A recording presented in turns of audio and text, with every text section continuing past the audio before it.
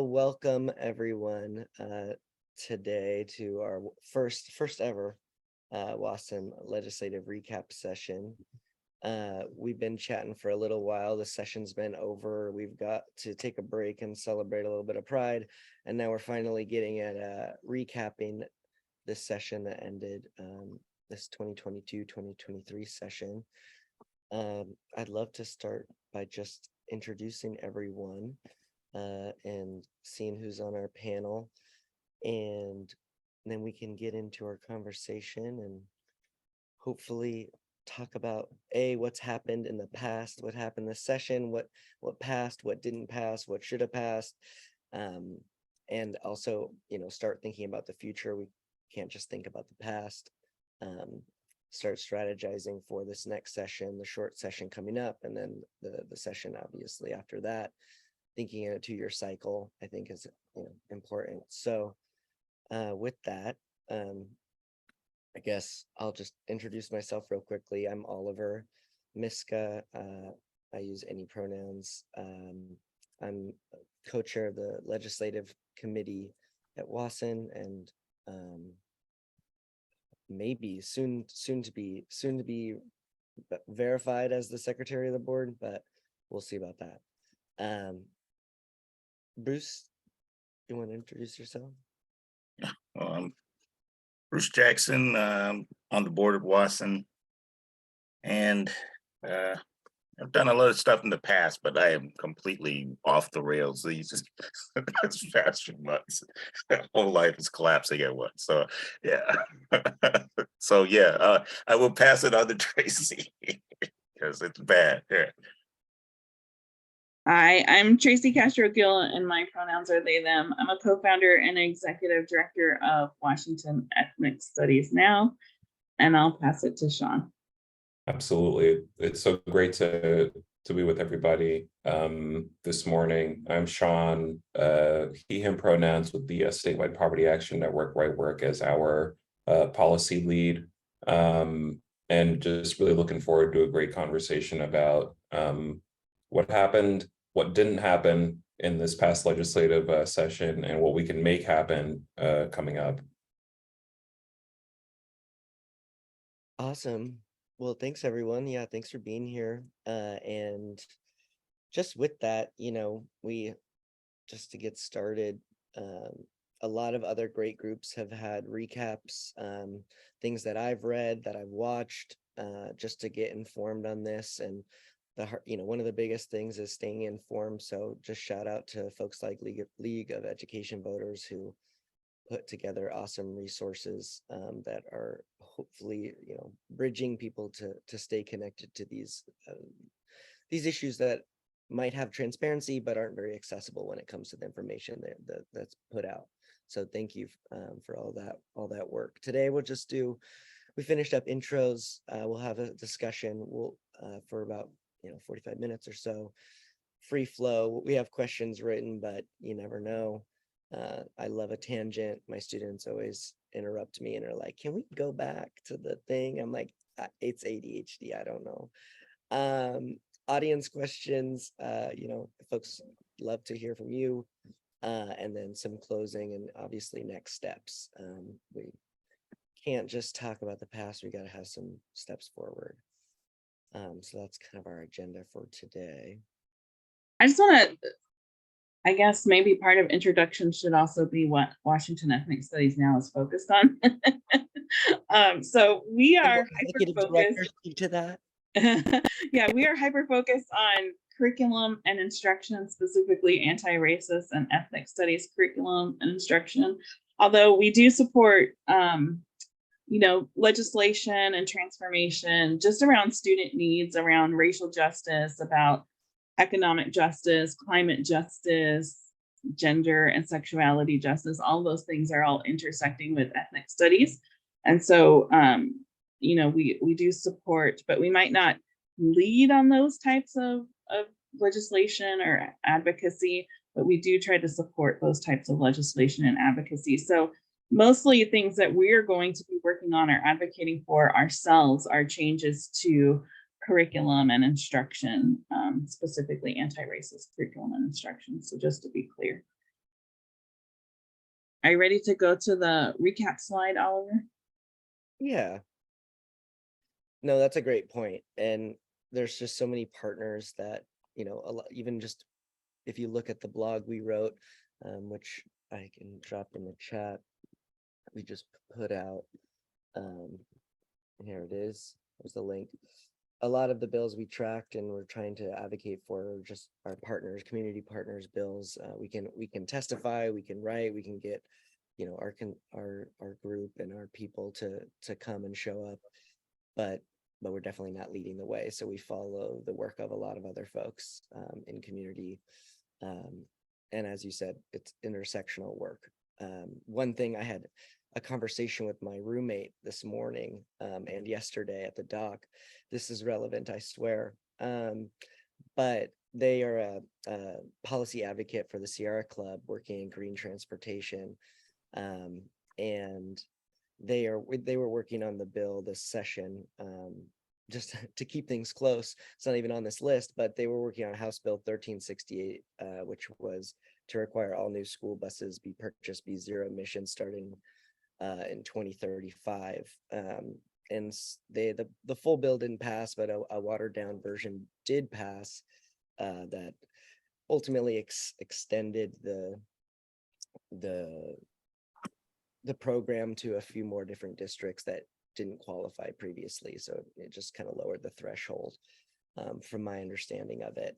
But there's still a huge need to pass this green transportation, these changes that we don't even think about usually at WAESN, but are obviously super connected to building sustainable school systems and sustainable education, and thinking about things beyond just the classroom, but also the school buses, right? And the workers who drive those school buses. So that's kind of a random beginning, but yeah, so many community partners, and these issues are also connected. So that's my one tangent for this part of the meeting, but we should start with our community partners close at home, and that one was quite literal, so I had to plug. In terms of just starting the conversation off, and I want to pass it away from me, please, is, you know, what legislation passed this year that will have a significant impact on education in Washington State, our students, and our classrooms, our parents, our workers, our teachers. There's so many perspectives to think this from about this issue, and what, you know, kind of compromises did these Democratic victories make. Anyone want to get us started? Something you're excited that got passed? Yeah, at least nothing passed. It wasn't so watered down that it didn't have the teeth that it needed to do anything. It's like, here's our pat on the back for our legislators, as opposed to like something that means something, you know. So yeah. I always learned that you're supposed to be nice at the beginning. So this is my way of being like, look, I mentioned the positive parts. That's so white, Oliver. That's so white. Don't call me out like that publicly. Not you saying that's so white, Oliver and Sean. Literally, when we were playing dodgeball on Friday, I threw the ball at a black man. He goes, "What happened to Black Lives Matter, Oliver?" And I died on the floor at the court immediately. Y'all, don't kill me like this. No, I regret a number of things that may or may not have been said in the heat of competition on Friday evening, and that was not one of them. Got fiery. I think about you know, where I work at Statewide Poverty Action Network, we're an anti-poverty organization that started in the middle 90s to try to push back against, at that time, the bipartisan effort to ransack welfare as it was known in the United States. And so while the space that we work in, which is mostly around bolstering the social safety net programs like the Working Families Tax Credit, strengthening, you know, making sure that the distribution of TANF is as widely, you know, available and accessible as possible. we don't necessarily work a lot in the education space, but we do take really, really particular note of pretty much anything that's going to impact people that are coming from low income backgrounds, especially those that have some overlap with a public institution. So we were displeased to see a lot of the legislative action as far as what didn't pass, which I know we're going to get into. One of the things that we looked at as a good stepping stone anyway was the House Bill 1238, which I think I see listed on here as well, and the fact that according to the governor anyway, 90,000 more students are going to be able to have access to free school meals as a result of the passage of that bill. I'm certain that it is not as robust a measure as we all would have hoped for. But I think in working with the legislature in the legislature, I should say, for the last 3 years, I've found that session work is an endurance sport. So, you take a couple of losses in one session, a small win that I think can provide a little bit of a springboard in future sessions for greater gains. But the requisite for that, or what's required of that, is I think just sticking to it and following through completely. So I think 1238 is one thing that I would definitely highlight. In knowing that, the history of why we even have the idea of school lunches in public schools, and the fact that that really came out of the struggle of the Panthers in the middle 20th century, knowing that the federal government responded to the threat of the Panthers and everything that they represented by saying, we better do something about this free meal issue, because that's where a lot of their base of support is coming from. A lot of the urban poor, people of all colors, Black kids, kids of, Asian American descent, white kids, we're going to a lot of those Black Panther Party breakfast clinics, and at the same time that they were getting a plate of scrambled eggs, they were learning about anti-imperialism. They were learning about the history of settler colonialism. They were learning about the history of racial subordination. So the federal government in response says, we got to do something to cut this off. Let's see if we can get some free meals in our schools. And knowing that that's an enduring fight, I think anytime you see that, a chance to sort of invoke that legacy is great, and great to see. So we were excited about 1238, not just in and of itself, but also as, I think, a springboard for more universally accessible free meals in schools, which should not be a controversial idea, but here we are in 2023. Yeah, and I had those breakfasts when I was a kid. So yeah, that's a long, long time ago. So yeah, any motion forward is always good, but yeah, it's not what we asked for. Well, Yeah, the government didn't only steal ideas at that time. They also were putting propaganda and setting up those breakfast programs and reporting them, and just so much sabotage in those spaces. So yeah, it's interesting to think about those. yeah, but they always breakfast and something to ask your teachers. And teachers had no answers, so that brought about other things. But yeah, it's and all those things are still fighting for, and evidently now losing again. And you had this big surge of victory that's not lasting. But and then I was looking at the there's a legislative recap. I mean, there was a NEA recap that Whitney put out a couple days ago, and I posted that in the chat. But the things that teachers nationally are asking for are things that we were fighting for 2 years ago. It's reignited those battles for it, and this time Palestine won without controversy. They're asking for something that we started, the idea that we had when we were back at the advisory committee, the Ethnic Studies Advisory Committee was a bank of lessons, ethnic studies lesson bank, and that thing passed this year. There are a lot of other cool things that passed, but let's see, they're really focused on Bruce, you're talking about just to clarify for folks, the NEA National Convention, right? Yeah, that national convention passed a lot of cool things. And before we were getting, I mean, I don't know what happened, but usually Palestine was a hot button issue, and there was major opposition to anything that happened in that on a national basis for that. But this time it was the second time in a row. I was in Chicago last year. We passed it after a major fight. We just did pass it, and now it passed with a considerable majority. So it's getting stronger. You know, I'm just not impressed with the teachers unions anymore. Like, I'm just gonna straight up say it, because on the state level this year, at the legislative level, they interfered with a lot of these things that did not get passed. So like isolation and restraint, right? That was one of the things that we were supporting to be passed. It had a lot of strong support, except for when it came to WEA and educators. Like, they really interfered with the passage of that legislation because they were fear mongering, saying that special education teachers were going to be just regularly attacked by violent students and they couldn't do anything about it, or fired for doing their jobs by using harm prevention strategies. And none of those things were true, right? And at the end of the day, teachers unions are about protecting teachers, not about protecting students.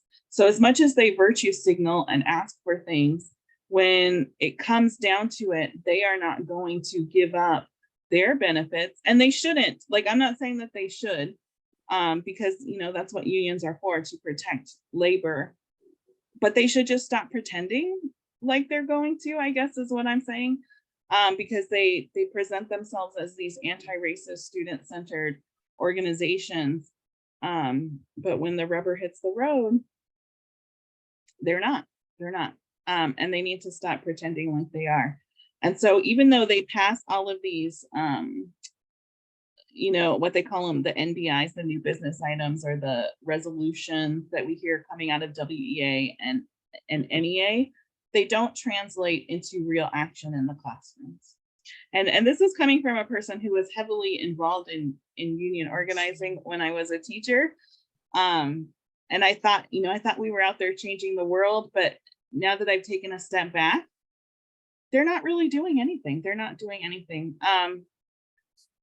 I can say that I didn't see WEA show up in numbers to support any of the proposed legislation, except for when it meant easier work for teachers, right? So reducing the SPED cap, that directly relates to smaller numbers for special education teachers, smaller caseloads, better pay, things like that, right? So they showed up in huge support of that. Sometimes they show up in support of ethnic studies and things like that. But again, it's just virtue signaling, because they didn't support us when we were calling for an ethnic studies endorsement to be created. We went to WEA and asked them to partner with us when we started to work with PESB, the Professional Education Standards Board, and said, hey, we're going to try to create an ethnic studies endorsement because there are tons of unqualified people teaching ethnic studies and doing more harm than good. And they chose not to partner with us. They didn't want to have anything to do with it. And so again, it just goes back to this whole virtue signaling, making people think that they're student-centered and anti-racist, but it does not translate into action. Well, I think we're changing to the next question naturally, but which makes sense. And speaking of virtue signaling, like just working, what in terms of what didn't pass, the PD providers, House Bill 1377, expanding that to be more accessible for providers of professional development to teachers being outside government agencies, which was a fix to a bill that Tomiko Santos passed last session. That didn't pass this year, which was just, again, them saying, we know we're not inclusive right now in how we train teachers. We know we're not including community organizations. We know we don't have standards for this, but we're going to keep it closed and we're not going to pass this. So that's something for me big time to watch and I just, in terms of, to go again, virtue signaling in terms of student-centered, LIAC, the Legislative Youth Action Committee, they, which is the predominant voice of young folks on the Hill, working to write policy. In this case, they wrote a bill this session that did not pass. It got kind of stripped apart. That was supposed to establish ultimately some DEI standards, curriculum, have a regional sort of curriculum coordinator in different districts, and also have, I think the last thing was just have a database of sort of culturally responsive curriculum. That did not pass, and it was torn apart by the legislators, despite the fact that their own youth worked on this bill. If that's not telling, I don't know. We were working with some of the youth that wrote that bill and were asked to help write it and edit it. And Hero, who was also a beautiful musician, we learned at the event we hosted, the Teach the Truth event the other month, they were just so disappointed, disheartened. And so when you see these youth that are putting so much of their energy at the age of 16, 17 into writing legislation and being disappointed, it's rough. But it's also just not surprising. So we're definitely going to be following up on that piece, that legislation, as Senate Bill 5441, and working with LIAC and building that connection. Everything that we in this, I'm going to open up this question, I swear, but everything that didn't pass is okay. Who worked on that? How do we connect with them? How do we build that connection? Disability Rights Washington, just as Tracy was saying, they were working on increasing the sped cap. They didn't get what they want. They're upset. And how can we support our partners this next session? Yeah. Yeah, and I think we've got to. I don't think you're right when you say that union power is not powerful, because it very definitely can be. And if we get them behind us on any of these bills, none of these bills that didn't pass that were education based were things that the union had any participation in. But that's our union leading the battle against it. I mean, Jennifer Matter is a monster, and she's not a weakling, and she is very effective at stopping the drive for positive legislation. So, well, that's SEA. SEA doesn't directly lobby. SEA, Seattle Education Association, they don't directly lobby. SEA is influential when you're talking about WEA. A lot of the leadership from WEA come directly from our area. So we have to figure out how to get rid of Matter and get somebody in there. I mean, right now, Misha's in the perfect position to take over that presidency, and that's after 1 year, one more year of Matter destroying things. If Mish gets in position, then we're suddenly right back in a very powerful position to push this legislation forward. You put LIAC with WEA, we have a very good chance of passing most of this legislation. You put us leading the organizing efforts of it. We've got some powerful chances. All of this stuff is doable. And when you add a national voice on top of that, and which I'm thinking about Minnesota. Just because it's not happening here doesn't mean it's not happening nationally. Minnesota has passed the ethnic studies bill that is forcing ethnic studies into their. Well, that's a good question about why did things get stalled, right? I think that's stalled because when you look at the difference between Washington and Minnesota, like, in the blog post, Oliver wrote about how we have the triumvirate of Democratic leadership in our state, right? We are a democratically controlled state, and yet we fail to pass even the most basic pieces of legislation, right? We fail to pass that. Where Minnesota is succeeding. Minnesota is doing the things that we should be doing here in Washington. And I think a lot of that has to do with this what we call passive progressive mentality here in Washington state. Nobody wants to ruffle feathers. Nobody wants to offend people. It's all the virtue signaling. We want to say we do things, but when it comes down to actually doing it, we don't, because I don't even like, I'm not from Washington. I'm from Southern California. I didn't move here until my 30s. And it still doesn't make sense to me. Like, I don't understand it. I don't want to interrupt you. One other difference between Washington State and Minnesota is that they have an income tax and we do not. And that was another bill that did not pass in this session.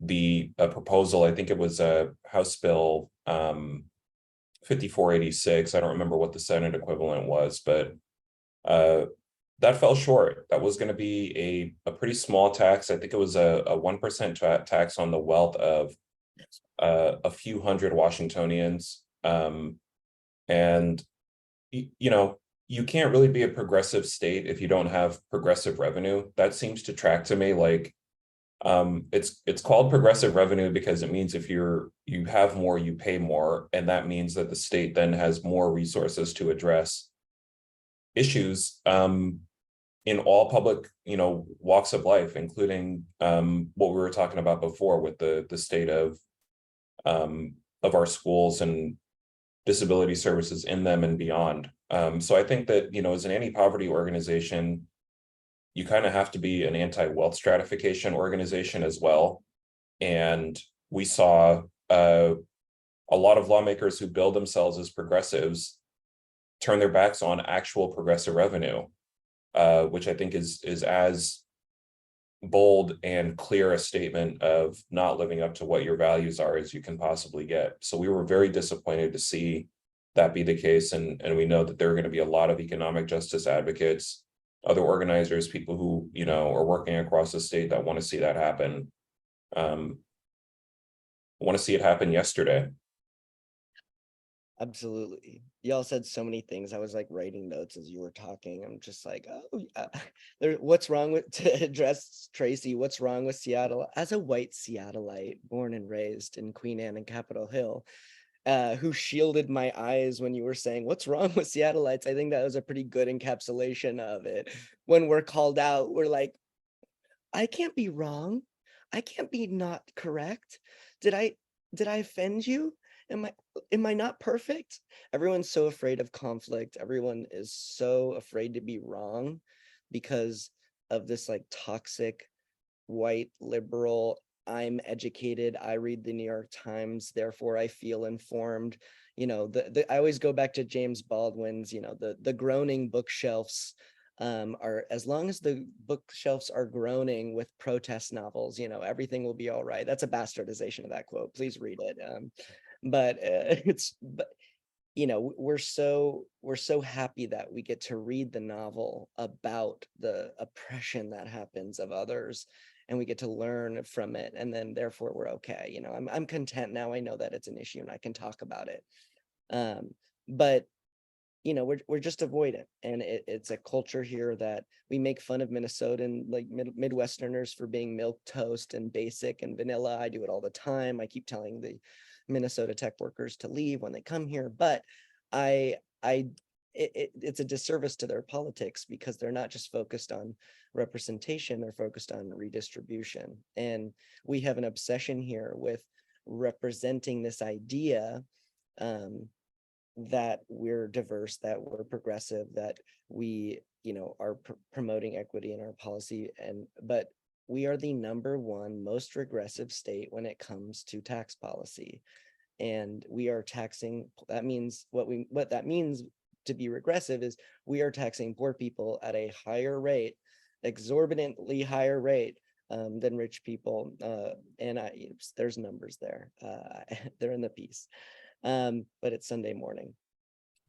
But what we need to do to change that, this 1% wealth tax, was one step in the right direction that would have, like, as Sean said, affect a couple hundred people.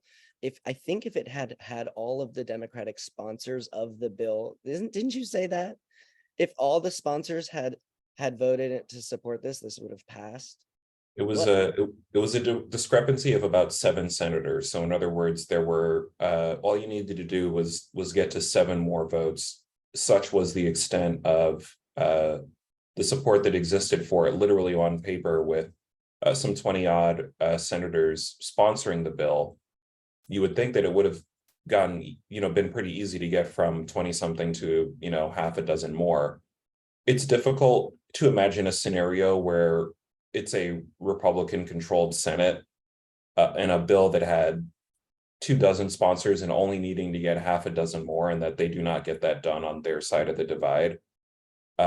Which I think leads you back to the original point that there are a lot of Democrats and progressives in name only, and they have a lot of reflecting to do about what it is that they decided to get into public life for, if not to execute the will of the people in one of the most popular ways that you could do so, which is taxing the rich. I mean, every poll over and over and over again across the state, in the city, King County, this is a popular idea. So the fact that we were not able to get that done, I think, was really unfortunate.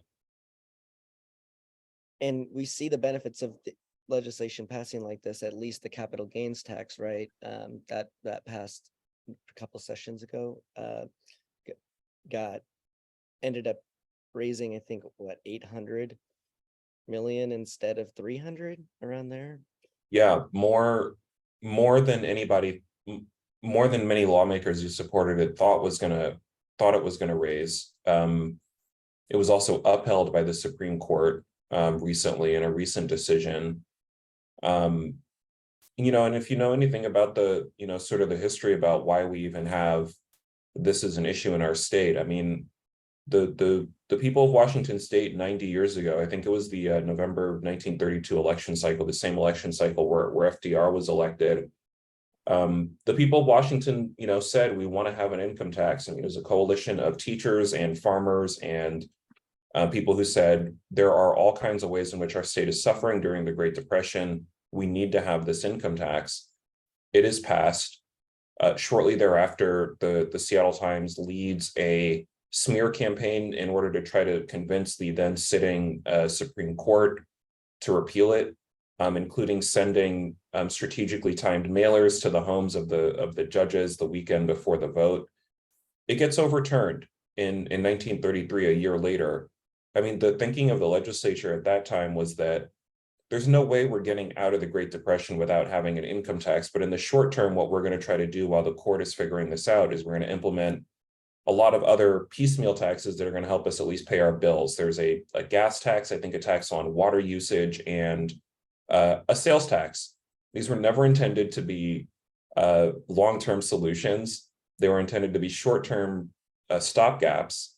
And eventually, we're sitting here 90 years later looking back on this, still scratching our heads about why it is that this is such a hurdle for us to get over.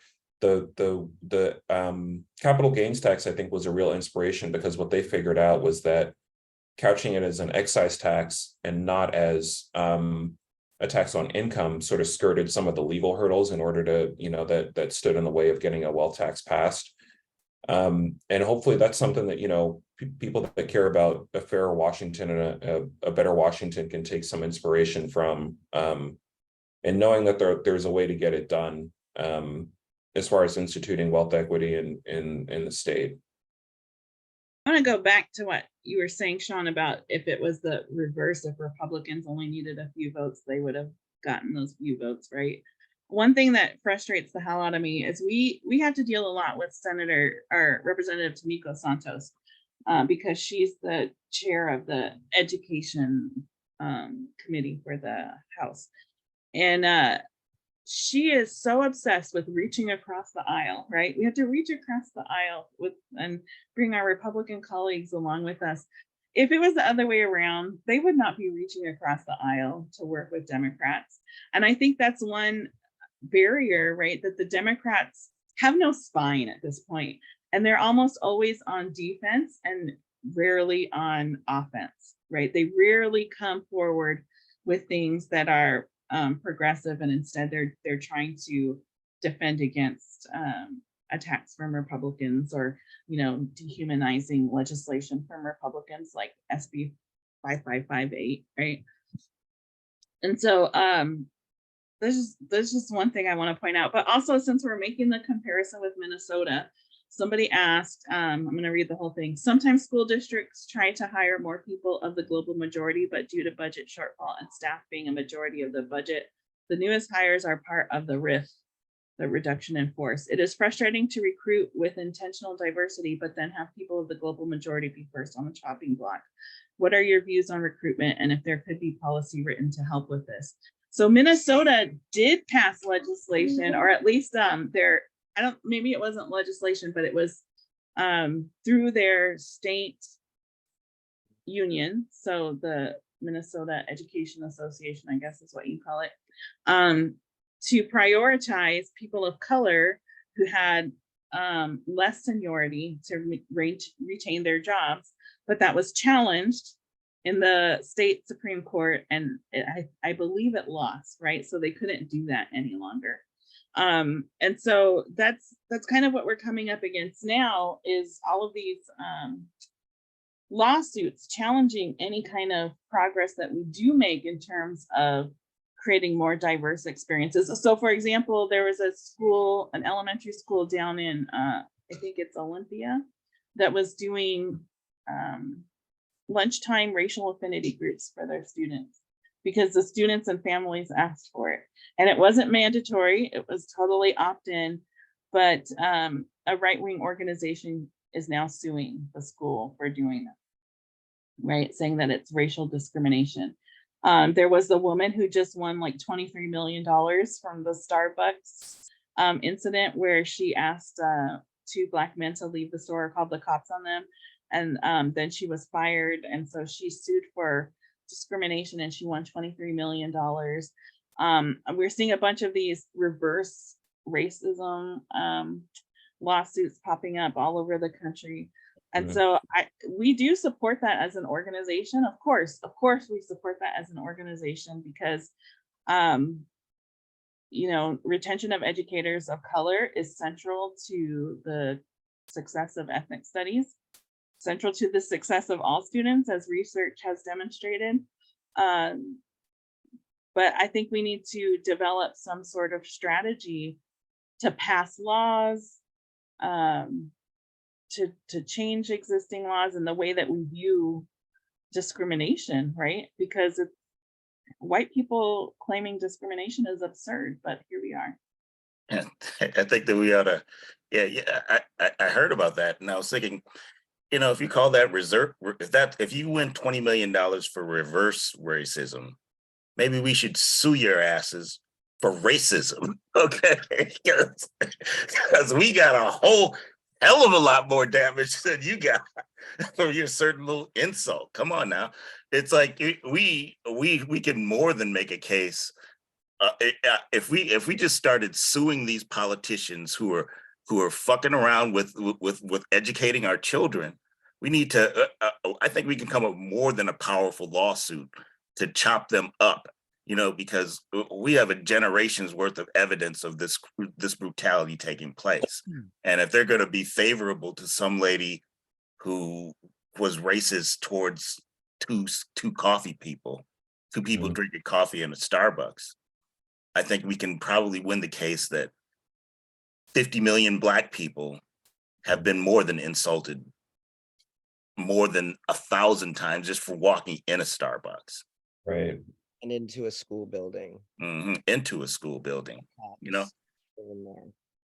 Well, I have personal experience with that. There was that woman, that white teacher who called 911 on a Black student in Seattle Public Schools. And I was the person who released the 911 call to the public because that's some bullshit, right? And she filed a harassment, intimidation, and bullying claim against me. And the district investigated me instead of saying, no, white lady, you're racist, right? Instead of saying, no, this was a racist thing, they're going to investigate the person of color who called attention to it, right? Sue them back. That's what we do. Me 2 summers ago when the organizers of Capitol Hill Pride complained against the Taking Black Pride for discriminating against white people, and wrote to the Seattle what is that, Human Rights Board, to complain, and the Human Rights Board were like, I think y'all need to rethink what you're thinking. just take a pause, be quiet, and start over again, because you're not seeing it. So yeah, those calls are they're just so extra. And in terms of going back to the question of teacher recruitment, I know I was watching the League of Education Voters video, and they had a principal of Francis Scott Elementary School, which is in Spokane, Larry Kisano, and he runs a sort of a teacher academy, getting young students of color to see themselves as a part of the education process, to become educators, to become teachers, and to change what the schools look like and change who is teaching in our schools. And so I know that they're working on building a pilot program and expanding this throughout the state to have a better pipeline to create students who see themselves as part of this education system. So definitely I'm excited about working with them. I just learned about their work, but something to look into in terms of how do we actually build programs to then create pilots to extend those across the state to have teacher retention. But another issue here is also the role of white teachers being okay with saying the thing that might get them in trouble, and not always I don't know, shooing aside when things get risky or dangerous, or when you have to put yourself out there. So what I mean by that is, if we're trying to keep teachers who are doing the hard work in classrooms safe and feeling comfortable in those spaces teaching, and not fielding endless parent complaints, there needs to be a system in place where we are navigating what gets taught in the classroom, so that the burden doesn't come on teachers of color, and that we have white teachers who are saying, oh, I'm not teaching that in my classroom. This is not CRT. This is not Marxism. This is not XYZ. Distancing yourself from the problem. We need to be leaning into that, and not having just all these teachers of color dealing with all the criticism that they're teaching this in the classroom. And so we need a system in place, and we need legislation that's helping us navigate something that some of those right-wing advocates were getting at 555A, which I testified against, which would just burden teachers with endless work and endless issues navigating with parents. We need systematic support to have a conversation about what's getting taught in our classroom, and not pushing the ball out to different people, on teachers. And so that was my big thing this session, was what is our actual system for navigating fielding complaints that doesn't put the burden on individuals. So that was just something that came to mind. Well, this is my research, right? So I'm going to pull out my expert card here and say the data show us that recruitment efforts are hugely successful. We're very successful at recruiting folks of color to become teachers. The problem is they still leave after 3 years. They still leave after 3 years. That's why there's so many of the folks of color getting ripped, because even though we're recruiting, we have to continue recruiting and recruiting and recruiting, because they leave after 3 years. If we're lucky, they leave after 3 years. Whereas white teachers have, it's 5 years for white teachers. So teachers of color are leaving faster than white teachers. And the reason why is because we're not transforming the systems. So my research looks at curriculum as one way to transform the system, right? And like you said, white folks are distancing. Chris Reichfeld distanced himself from critical race theory, instead of saying, no, like, this is actually good. This is what we should be teaching our students. This is what should be in the classroom. Whereas teachers of color have known that, like, we always know that. And teachers of color are more willing and more prepared to teach into race and racism, like we should be doing, but they're being pushed out for doing it. They're being targeted. So the people I interviewed for my research all said that they've experienced targeting at one level or another.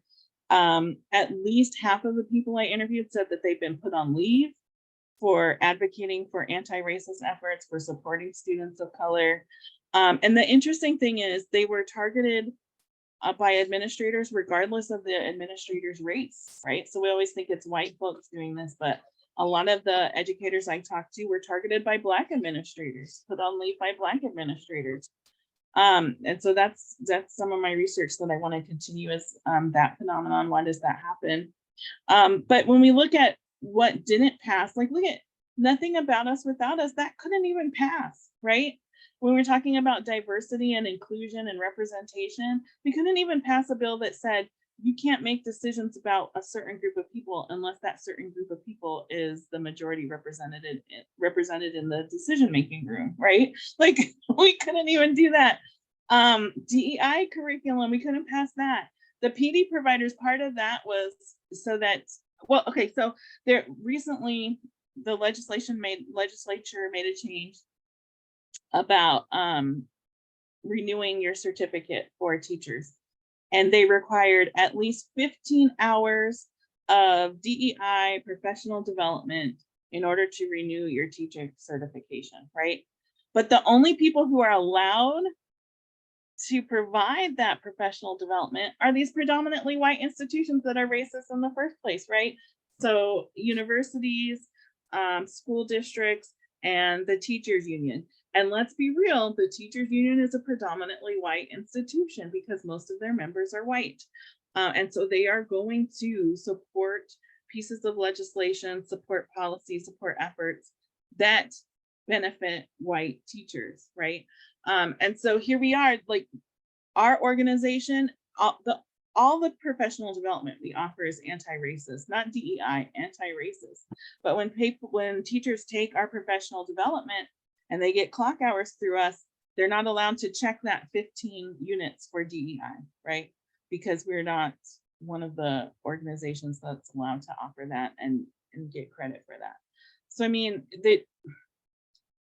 it goes back to the whole virtue signaling. Like, they need to understand that there are a lot of things that they don't understand, and trust in community organizations to help guide them and consult with us.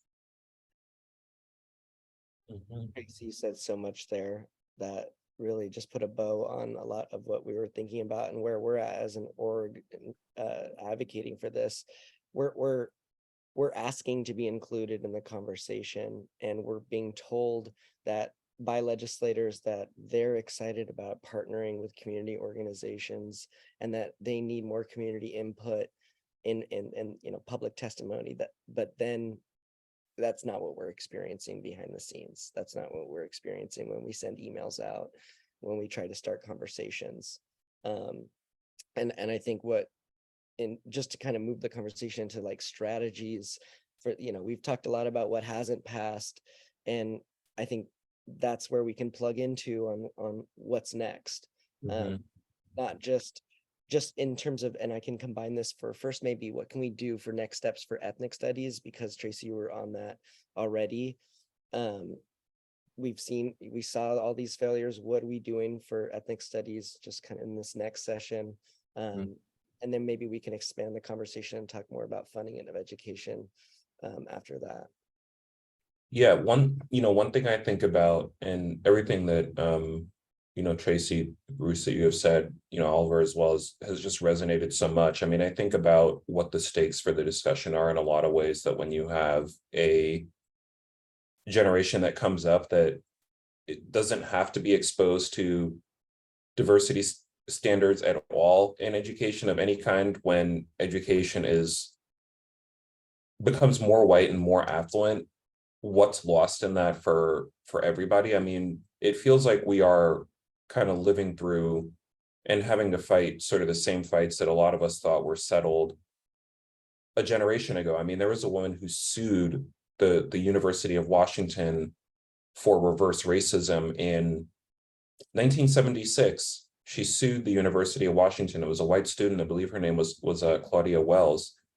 And a King County, district court judge said, this is absurd. There's no evidence that you've been discriminated against. We have a really clear affirmative action policy that, that is in place, that is ensconced in the law. And the case was denied. The suit was denied.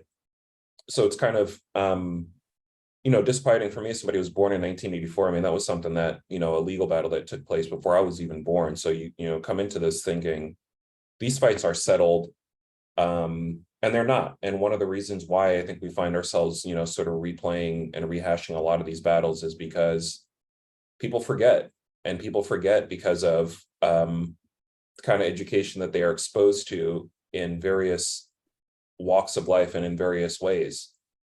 With respect to moving forward, I mean, I think, one thing that I think about is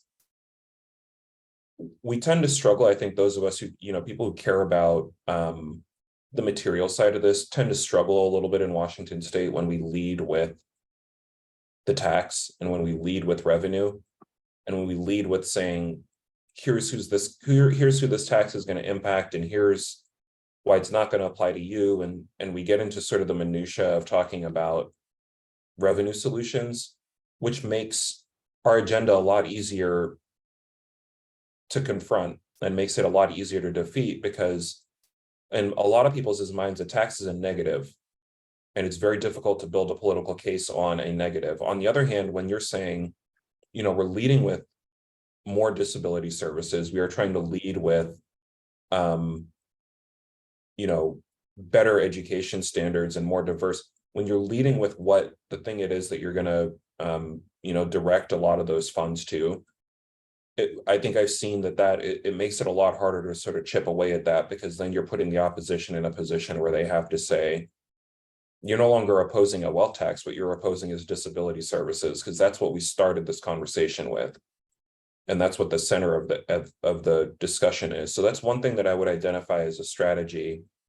And something that we do a lot at Poverty Action Network, where, we're getting ready to sort of start on our listening sessions, where we're going across, pretty much all four corners of the state to talk to people that are living through and experiencing poverty at present, because we know that when we hear how they're talking about, the issues that they're going through, we hear their stories, when we coach them up on how to testify in front of the legislature, it centers the issue and it makes it a lot more urgent than it would be, I think, if we were coming at it from a technocratic standpoint, where we said, here's the tax rate, that we want to have, and the amount of individuals that apply, that sort of thing. That gets you into the minutia of the discussion, and you can lose people. But I think most people can relate to the idea of not whitewashing history. Everybody can relate to the idea of not having an unfair state where billionaires can use Washington as a tax haven, while we're getting nickel and dimed if on sugary beverage taxes and all this other stuff that I think amount to poor taxes. Everybody can relate to that. So I think it's best as a strategy to start with and center the urgency of the issue and what it is that we can all relate to.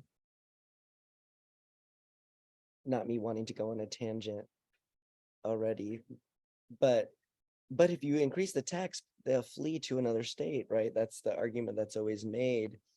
But you look at some of the national data on what the tax code is in those states, they're higher than what we were going to change them to. Right. Already. It's like, they're not going to go to Oklahoma. They have a 7% income tax or whatever, we want a 3% tax. Why would they go there? Go to Texas. So the capital flight argument is, I don't know. It's white flight in a different box, looking a little bit different. But I want to go back to not go on that tangent. I want to not be distracted by the great person that just walked in my room either. But I do want to go back to, these next steps, and Tracy Bruce, really, like, for us in ethnic studies, what are our next steps organizing and legislatively? We're getting up at 12 o'clock. So what are we doing? I know this is going to sound counterintuitive, but I think we need to slow the fuck down, because we have these pieces of legislation, and the pieces of legislation have no teeth. It's suggesting a K-12 ethnic studies curriculum, but we put the cart before the horse when we did that. And then, unfortunately, Washington Ethnic Studies Now was not born at the time that these pieces of legislation were being passed. And so we didn't really have a play in them. We supported them, loosely supported them. But what they do is they set up this suggestion to teach ethnic studies, again, without any infrastructure. We're not supporting educators on how to teach ethnic studies. We're not providing professional development guidance. We're not you know, providing some type of certification process to make sure that qualified teachers are in those positions. We're not working to retain educators of color. We're not funding it, right?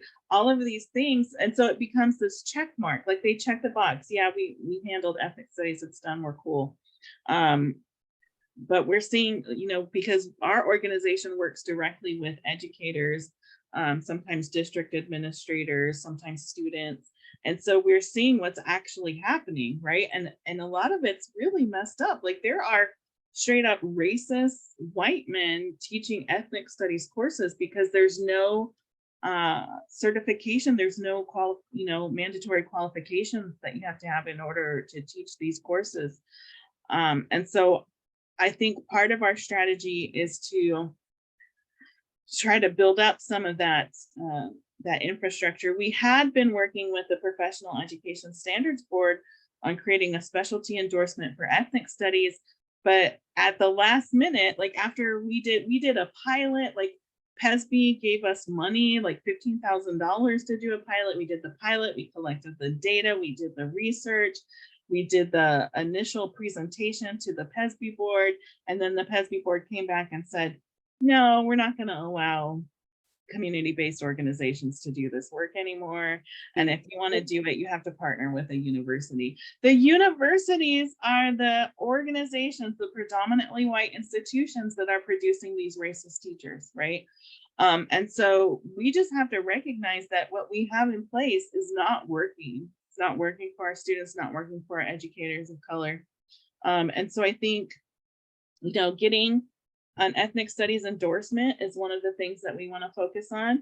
And since PESB changed the rules like randomly, the only way now to get that done is to either lobby the PESB board or get a piece of legislation passed requiring an ethnic studies endorsement. That's going to be hard too, because, you know, the only people who are allowed to provide that endorsement are going to be universities, and universities are not equipped. So we have to pass some type of legislation that, or work with PESB to create standards for that certification process and make sure that it's actually anti-racist. There's an organization called the Foundation Against Intolerance and Racism, or FAIR for short, who's trying to intervene in Washington State and our efforts on ethnic studies, and they call it, oh gosh, there's a name for it. It's like inclusive ethnic studies. And so it's like totally whitewashed. It's all about, you know, colorblind ideology, including white people in ethnic studies, which Washington Ethnic Studies, now we agree with including white people in ethnic studies, but in order to undo whiteness, right? Not to just include them for the sake of inclusion, where this other organization is all about colorblindness. And so we have to combat that. Like we can't allow them to inform the standards around ethnic studies, which is what they're trying to do. And so I think those are the two main strategies for me. The other one is professional development. So when Washington Ethnic Studies now, specifically myself and our board president, Amanda Hubbard, were key authors of the Washington State Ethnic Studies Framework. And I included in that a list of professional development providers that were specifically working on ethnic studies, because there are a lot of DEI, anti-racist, PD providers out there, but ethnic studies is unique, right? And so I included a list of the ethnic studies PD providers. The OSPI ended up taking that completely out of the framework because they had beef with us because we were calling them out on their bullshit, right? And so they initially just took us off the list.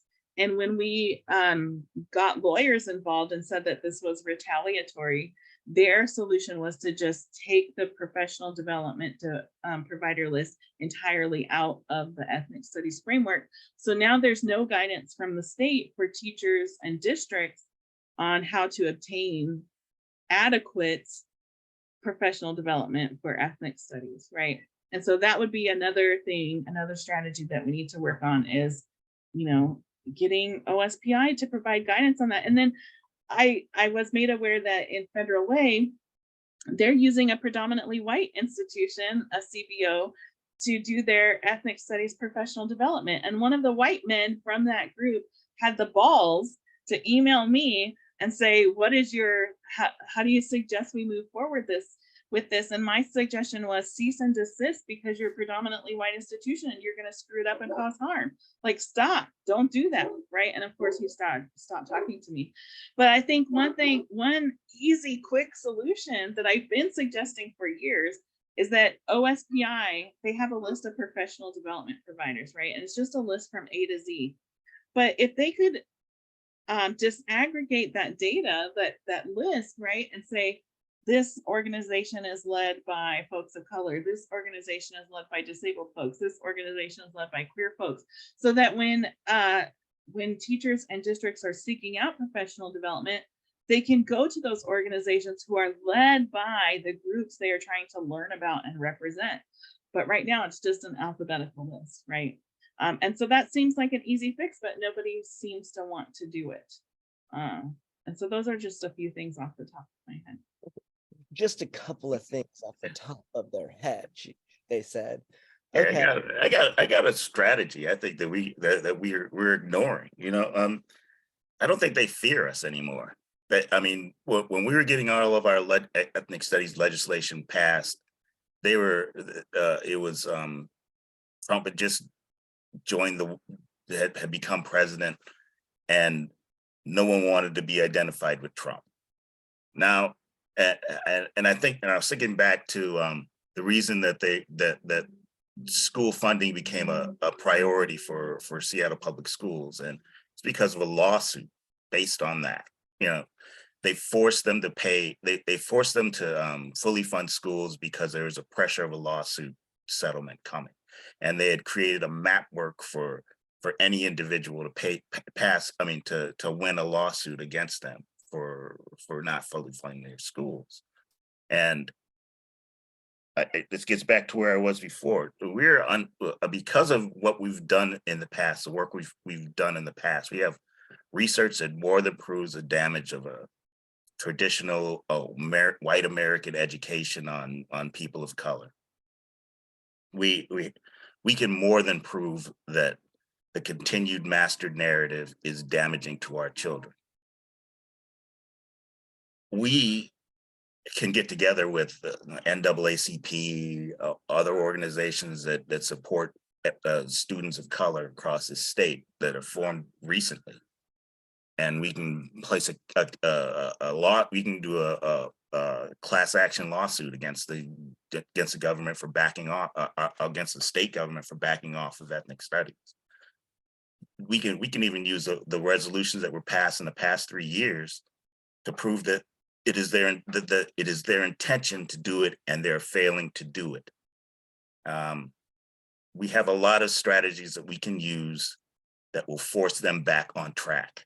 And unless we do something to force them back on track, they're just going to let this fade in the memory and become another one of those things that doesn't hurt them. And it's better to be on the side of convention than it is to create new strategies that help students of color. It's going to take pressure, and it's going to take fear, and they're not afraid. So I think our strategy should be hit them in the pocketbook, because that seems to be the only thing that affects them. It's a great transition in terms of, moving from all those steps that we can take in ethnic studies, which, if you look at the slide here, so many of those bills would have addressed some of this, right? Nothing About Us Without Us, the DEI curriculum, the PD provider, House Bill 1377. So, we're going to be looking at where those bills died, where they made it to, and addressing and getting in contact with those legislators starting this summer. Okay, you're in Ways and Means. Well, this died here last year. What are we doing? So following and tracking those bills for sure. And speaking, just moving into sort of the financial side of things and looking at funding, we mentioned the McCleary lawsuit, and in 2009 the ruling saying getting to provide basic education for students in Washington. They moved to a sort of prototypical model as opposed to per student funding. And some of the changes there, there's been a lot of sort of impact on different school districts on who gets money, who gets more money, and how do they sort of adjust for regional costs and inflation, the caps on the levies for each different district, and how those are, there's so many different regulations and different algorithms on how these things get calculated. But what's happening now after McCleary, and there's lawsuits coming down the pipeline saying that McCleary is not working, is that ultimately these urban schools that are wealthier and for getting local taxes, the cap was reduced, and so they're actually getting less money because there's a larger percent of those schools, the students are going to private schools, right, in these urban spaces. Seattle has some of the highest numbers for students unenrolling and going into private schools. Well, what happens there is if we have a cap for levy spending that we rely on, and our numbers are going down at a significant amount, we're losing more money than rural school districts are actually losing because of some of this regulation. And it's not to say that we're losing money for our schools and they're getting more, which would, maybe be great to be funding some more rural schools, lower income school districts, but that's not what's happening. They're also not, they're getting a slight bump, but it's not coming from our pockets, right? So the funding model is ultimately just so entrenched, and I think that's something that we really need to look at, and the levy caps and how we are relying on these levies and how they burden different districts, and how ultimately we're not taking into consideration all of the factors here that are happening in the privatization of education. So I'd love to see something taking into account a privatization of education when we talk about financing our schools, and also looking at private institutions and how are we addressing those in our policy. We have a lot of lobbying happening from private schools, and they're getting bills passed left and right. And they're getting mentioned by politicians left and right. Oh, my constituents working at this private school, why are you talking to them so much and passing legislation for these private schools to protect them? So that's something that really gets me frustrated. But I want to push this over to Sean in terms of how do we switch some of this? How do we make sure we're not putting the cart before the horse and putting the horse before the cart? Obviously, looking at some of the bills Tracy did, but how do we do this with some of the funding policy in terms of the next 2 years, the short session, the long session? Yeah, it's again, I would sort of and it's such a vital question, because where the rubber does meet the road, I think, on all the concerns that we have is in the materiality of it. It's around whether or not you're willing to commit resources to the rhetoric. And when it comes around to the tax policy side of it, my understanding, and Senator now Noel Frame has been in the legislature, I think, singularly identified with the issue of a wealth tax in Washington state, and has been doing a lot of the heavy lifting at the state level to make that an issue that people can't get away from, and it really understands, I think, the technicalities of the issue as well as anybody that's in the legislature. So at Poverty Action, we have been working as part of the Balance Our Tax Code Coalition. It didn't happen in this past session for the reasons why it has not happened for the past 90 years, which is that you unfortunately have a lot of people that go into public service that don't understand that they're there to advance and protect the public's actual interest, and not just the handful of wealthy corporations. You go on some of these testimony hearings in committee on issues that have to do with wealth distribution in Washington state, and you will literally have representatives from insurance agencies and banks and powerful credit firms serving unapologetically and transparently as mouthpieces for powerful financial institutions, while working people who don't have the ability to take off from work to go to drive down to Olympia, or even the time to join a digital hearing are being, their fates are in a lot of ways being decided according to conversations that they were not even able to take part in. So that's the reason why I think that elevating the issue out of a technocratic issue and making it a populist issue, taking it away from an experience, a conversation where you have to have expertise, and into one where your experience is what matters. That's what moves the ball. To me, I think that's what actually pushes the conversation, because it makes it so that, people can't, masquerade behind saying, well, we all care and we all want the same things. And we don't actually, because if you're taking campaign contributions from a really big corporation, or you're doing a lot of elbow rubbing with financial elites in the state, you don't fundamentally want the same thing as a teacher. I'm sorry, you just don't. That's not the water that public servants swim in. So I don't understand why we accept that it should be the water that our electeds are able to swim in as well. So I think elevating the conversation and making it one where, we're not talking about revenue, we're talking about the impact, and we're talking about what the felt impact is going to be, and making it a positive conversation in some ways, right? Like, these are the things that we can have, in the here and now, and we can get there through taking these policies. If you care about these issues, I mean, really speaking to it from that vantage point, I think is the way to go, versus trying to build the political case on the negative. And there's a certain amount of people that I think get excited about the idea of a tax as a tax, but I think there are probably more people that get excited about the idea of quality and diverse education as quality and diverse education. So that's where I would say the emphasis should probably go. Absolutely. Thank you for that.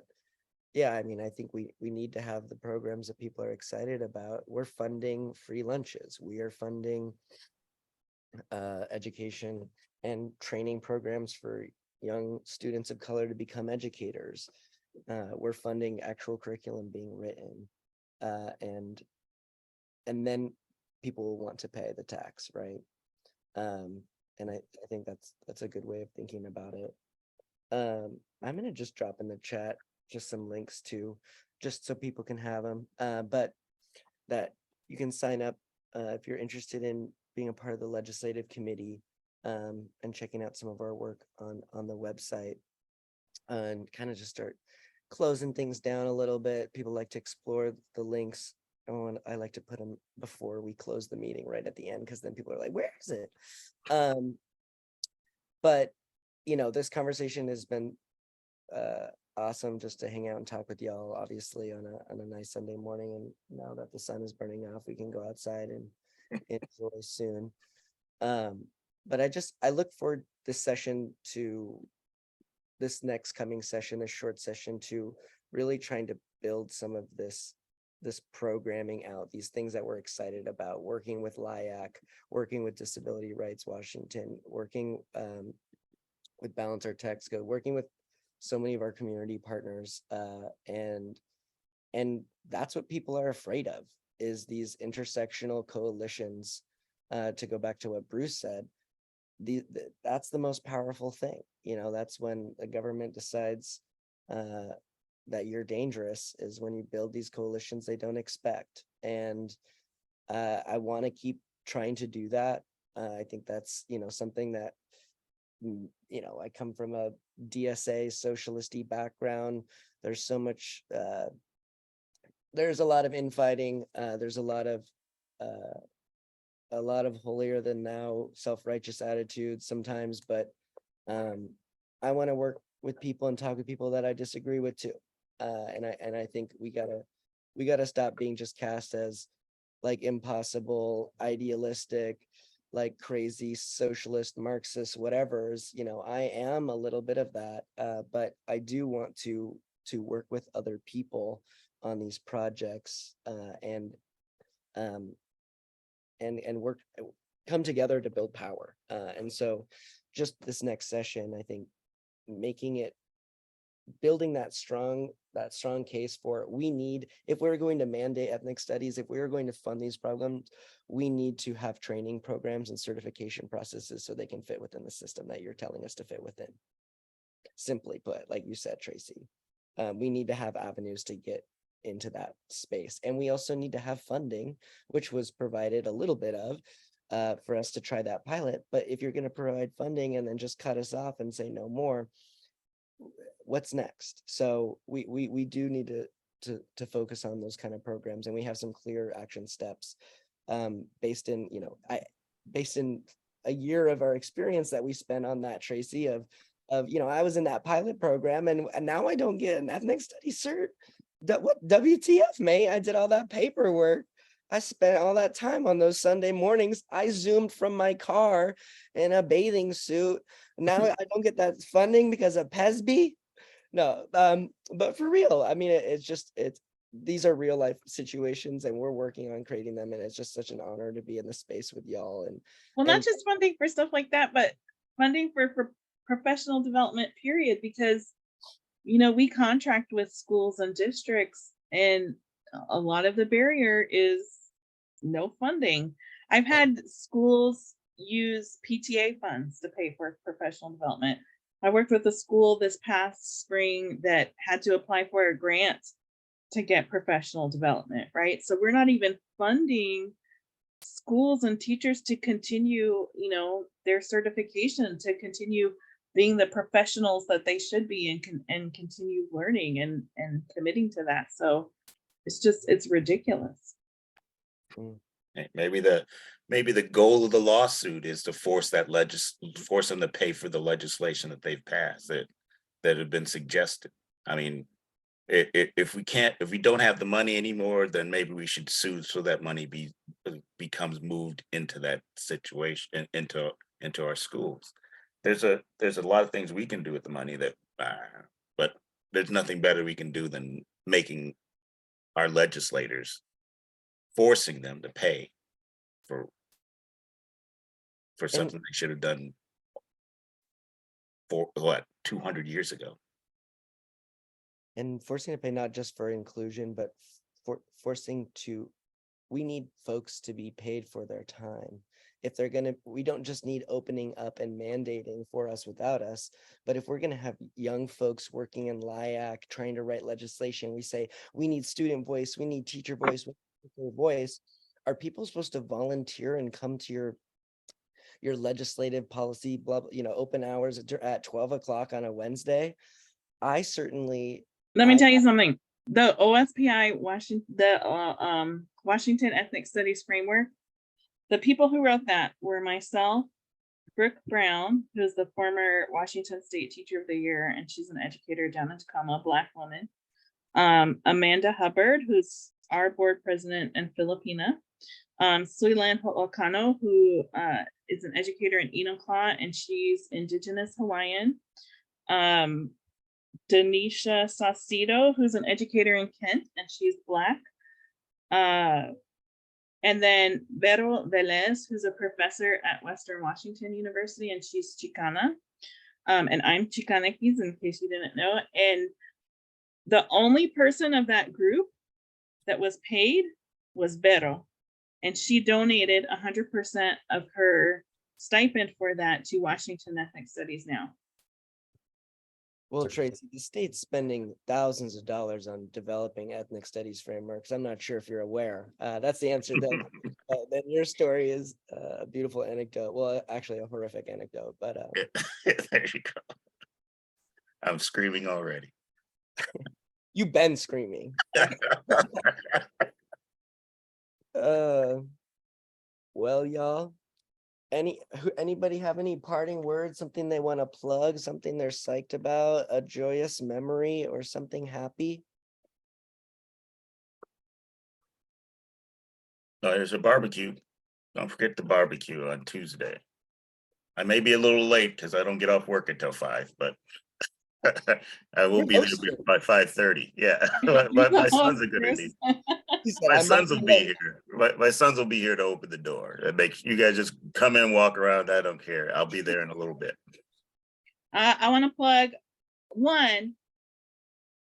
the join our legislative committee, which if you're watching this on YouTube, there will be links in the comments.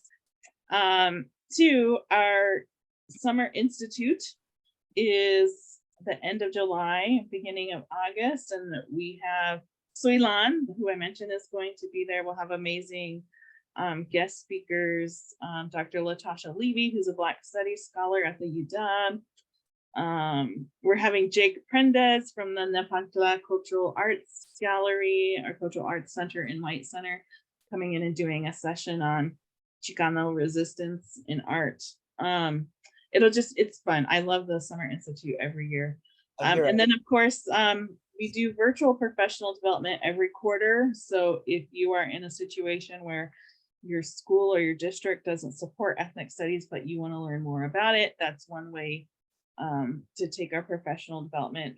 It's open to individuals. Help us by becoming a sustaining member, where you donate a monthly amount that gives you access to our podcast. And we're producing learning materials like lessons and things like that, some will only be available to members of WAESN. What else? Am I missing anything? I think that's it.